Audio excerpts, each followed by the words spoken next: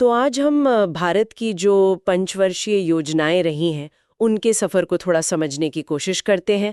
हमारे पास कुछ दस्तावेज हैं, उनके मुख्य बिंदु हैं।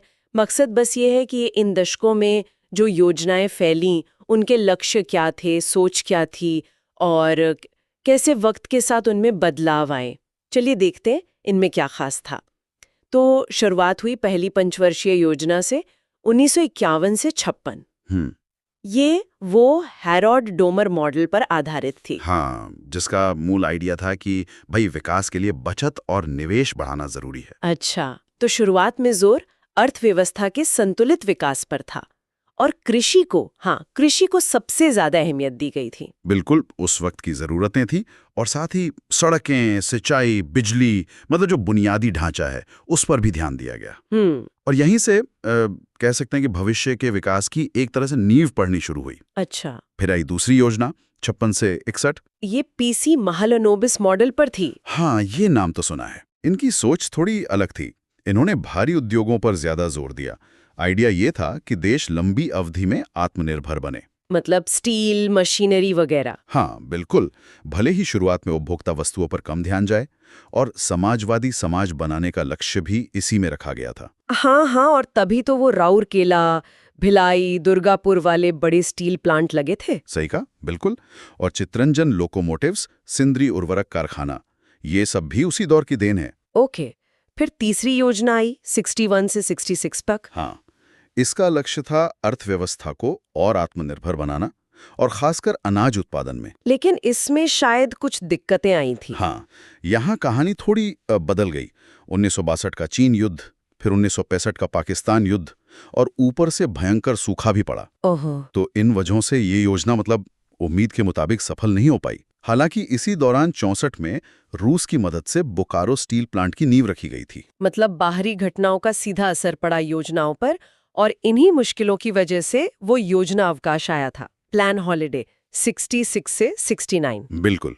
जब पंचवर्षीय योजना की जगह 3 साल तक सालाना योजनाएं बनी, हालात ही ऐसे थे कि लंबी योजना बनाना ठीक नहीं लग रहा था। पर इसी दौर में एक बहुत बड़ा कदम उठाया गया। 66-67 में नई कृषि नीति अपनाई गई। अच्छा। हाँ, जिसमें बेहतर बीज, खाद, सिंचाई, इन सब पर जोर दिया गया। और यहीं से भारत में हरित क्रांति की शुरुआत हुई। अरे वाह! जिसने आगे चलकर अनाज उत्पादन में इतनी बड़ी भूमिका निभाई। बिल्कुल। तो मुश्किलों के बीच भी कुछ अहम फैसले हुए। सही। इसके बाद फिर चौथी योजना आई 69 से 74। इसमें क्या था? इसमें स्थिरता के साथ विकास और आत्मनिर्भरता पर फिर से ध्यान दिया गया। और फिर पांचवी योजना 74 से 79। इसमें तो वो गरीबी हटाओ का नारा बहुत मशहूर हुआ था। हाँ, बिल्कुल। अब गरीबी उन्मूलन और आत्मनिर्भरता मुख्य लक्ष्य बन गए और इसी समय 1975 में वो 20 सूत्री कार्यक्रम शुरू किया गया। हाँ, सुना है इसके बारे में। जिसका मकसद सीधे गरीबी और असमानता पर चोट करना था। और ऑपरेशन फ्लड यानी श्वेत क्रांति। हाँ, दूध वाली क्रांति। वही जिसने भारत को दुनिया का सबसे बड़ा दूध उत्पादक बनाने में मदद की, उसे भी इसी दौरान बल मिला। बीच में एक छोटा सा बदलाव भी आया था ना, 78-80 के बीच वो रोलिंग प्लान या अनवरत योजना की कोशिश। हाँ, वो कोशिश हुई थी कि योजना को हर साल पिछले प्रदर्शन के आधार पर एडजस्ट किया जा सके, लेकिन वो प्रयोग ज्यादा चला नहीं। वो राजनीतिक बदलावों का भी दौर था। अच्छा। फिर छठी योजना आई 80 से 85। इसने फिर से गरीबी उन्मूलन और रोजगार बढ़ाने पर जोर दिया और साथ ही आधुनिकीकरण को भी अहमियत दी। और सातवीं 85 से 90 वाली? सातवीं योजना में खाद्य उत्पादन, रोजगार और उत्पादकता के साथ साथ ऊर्जा बचाने और गैर पारंपरिक ऊर्जा स्रोतों पर भी ध्यान दिया गया। और फिर 90-92 में फिर से थोड़ा ब्रेक आया। हाँ, वो राजनीतिक अस्थिरता और बड़े आर्थिक संकट का दौर था, तो फिर से 2 साल सालाना योजनाएं बनानी पड़ी। और इसके बाद ही वो बड़े आर्थिक सुधार हुए थे ना, लिबरलाइजेशन। निश्चित रूप से। और उन सुधारों के बाद जो 8वीं योजना आई 92 से 97, उसका फोकस काफी बदला हुआ था। क्या बदलाव था? अब मानव संसाधन विकास, मतलब शिक्षा, स्वास्थ्य, रोजगार, ये सबसे ऊपर आ गया। अच्छा। फिर 9वीं योजना 97 से 2002, इसमें न्यायपूर्ण वितरण और समानता के साथ विकास पर जोर रहा।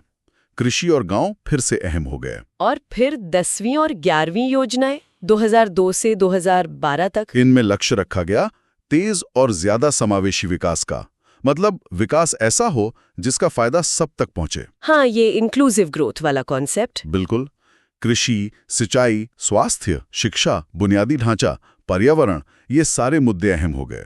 11वीं योजना में तो दूसरी हरित क्रांति की बात भी हुई। अच्छा। हाँ, ताकि कृषि उत्पादन और बढ़े, और कोशिश थी कि स्वास्थ्य, शिक्षा जैसी जरूरी सेवाएं सभी गरीब तबकों तक पहुंचें। और फिर आखिर में आई 12वीं पंचवर्षीय योजना 2012 से 2017 तक। जी, जिसका लक्ष्य था तेज, टिकाऊ और ज्यादा समावेशी विकास हासिल करना, सस्टेनेबल एंड इंक्लूसिव ग्रोथ। तो ये थी भारत की पंचवर्षीय योजनाओं की एक, कह सकते हैं, झलक।